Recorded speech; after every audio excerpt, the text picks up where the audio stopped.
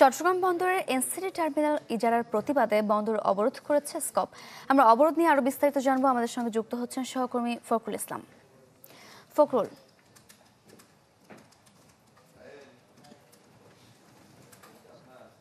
সারিকা, চট্টগ্রাম বন্দরের যে প্রবেশ মুখ রয়েছে, অর্থাৎ চট্টগ্রাম নগরের বাইরে থেকে ঢাকা সহ বিভিন্ন অঞ্চল থেকে গাড়ি যে তিনটি মূলত পথ দিয়ে বন্দরে প্রবেশ করে, সেই তিনটি প্রবেশ পথের মুখেই কিন্তু অবরোধ করা হয়েছে।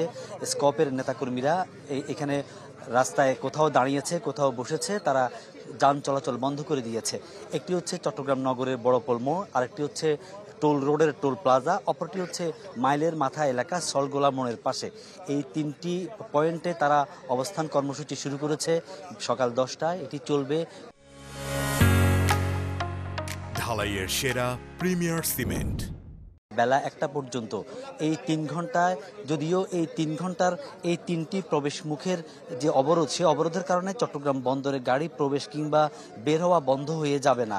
কারণ একেবারে গেইট এলাকায় তো যেহেতু অবরোধ হচ্ছে না।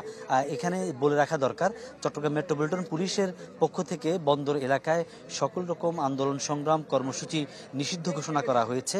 সেই প্রেক্ষিতে বন্দরের একেবারে যে গেটগুলো বা ফটকগুলো আছে, সেই জায়গাগুলোতে অবরোধ করা সম্ভব হয়নি বা কর্মসূচি দেয়া হয়নি।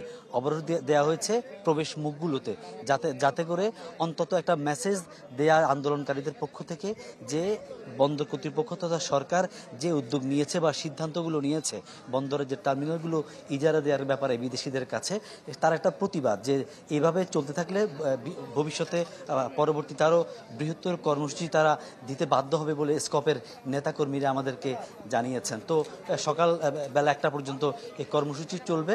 এখন পর্যন্ত প্রশাসনের পক্ষ থেকে এ ব্যাপারে কোনো প্রকার বাধা বা কোনো আপত্তি করা হয়নি। দর্শক, চট্টগ্রাম বন্দরের এনসিডি টার্মিনাল ইজারার প্রতিবাদে বন্দর অবরোধ করেছে স্কপ। আমরা বিস্তারিত জানছিলাম।